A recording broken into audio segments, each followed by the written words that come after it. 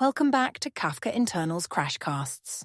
I'm your host, Sheila, and today we're continuing our journey through the fundamentals of Kafka. We're in the Core Concepts chapter, and we'll be discussing ZooKeeper's role in Kafka and the exciting transition to KRaft.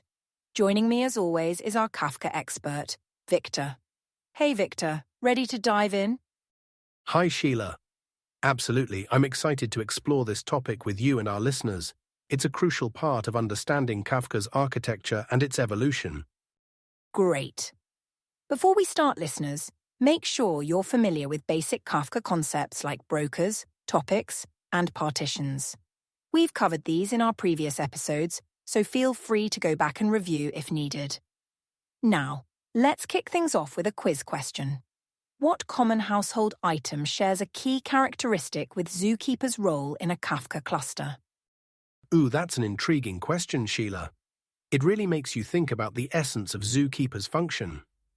I'm curious to see what our listeners come up with. Without giving away the answer, I'd say this question cleverly relates to how ZooKeeper helps maintain order and coordination in a distributed system like Kafka. Exactly, Victor. Let's start with the basics. Can you explain what ZooKeeper is and why it was initially used in Kafka? Certainly. ZooKeeper is a distributed coordination service that was originally developed by Yahoo. It's designed to maintain configuration information, provide distributed synchronization, and offer group services for distributed systems. In Kafka's early days, it was used to manage and coordinate the Kafka cluster. That's interesting. So, it's like a manager for distributed systems. But why did Kafka need something like ZooKeeper in the first place? Great question. Kafka needed ZooKeeper because running a distributed system is complex. Imagine trying to coordinate a large team without any central point of communication. It would be chaos. ZooKeeper acts like that central point, helping with tasks such as electing a leader broker, managing the list of brokers in the cluster, and keeping track of topic and partition metadata. I see.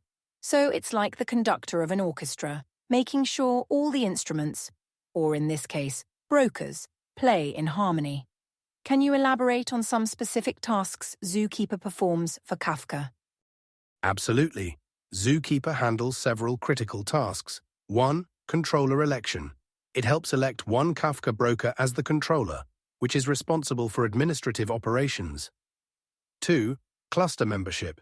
It keeps track of which brokers are alive and part of the cluster. 3. Topic configuration. It stores metadata about topics, including their partitions and replica assignments. 4. Access control lists, ACLs. It stores ACLs for Kafka resources. 5. Quotas. It manages producer and consumer quotas. Wow, that's quite a list of responsibilities. It seems like ZooKeeper is crucial for Kafka's operation. So why are we moving away from it with KRaft? While ZooKeeper has served Kafka well, it does have some limitations. First, it's an external system that needs to be separately maintained, which adds complexity. Second, it can become a bottleneck in very large Kafka clusters. Lastly, having two systems, Kafka and ZooKeeper, means two potential points of failure. Those are significant concerns. So, what exactly is KRaft, and how does it address these issues? KRaft stands for Kafka Raft, and it's an exciting development in Kafka's architecture. It's a consensus protocol implemented within Kafka itself, eliminating the need for ZooKeeper. KRaft allows Kafka to manage its own metadata internally, which simplifies the architecture, improves scalability, and potentially enhances performance. That sounds like a big improvement.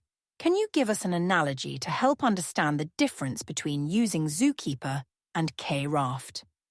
Sure, think of it like this. Using Kafka with ZooKeeper is like having a company with two CEOs, one for day-to-day operations, Kafka, and one for administrative decisions, ZooKeeper.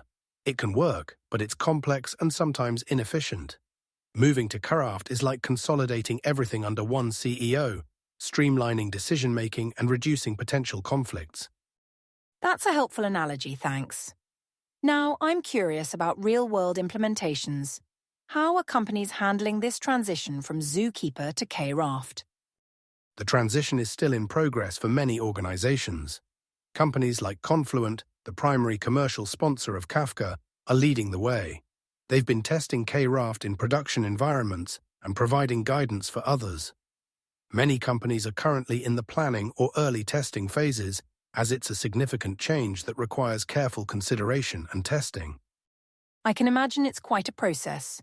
Are there any common misunderstandings or pitfalls people should be aware of when it comes to ZooKeeper's role or the transition to KRaft? Absolutely. One common misunderstanding is that ZooKeeper stores all of Kafka's data. It doesn't. It only stores metadata. As for pitfalls, some people underestimate ZooKeeper's importance and don't monitor it properly, which can lead to cluster issues. With KRaft, a potential pitfall is assuming it's a drop-in replacement that requires no changes to how you manage your cluster. While it simplifies things, it still requires careful planning and potentially new monitoring strategies. Those are great points, Victor. Do you have any tips or best practices for our listeners regarding ZooKeeper or the transition to KRaft? Certainly. For those still using ZooKeeper, make sure you're monitoring it as closely as you monitor Kafka itself. For those considering the move to KRaft, start by thoroughly testing in a non-production environment. Keep an eye on the Kafka improvement proposals, KRaft, related to KRaft, as the feature is still evolving. And remember, while KRaft is the future, there's no need to rush the transition. Take your time and do it right. Excellent advice, Victor. Now, before we wrap up, let's reveal the answer to our quiz question.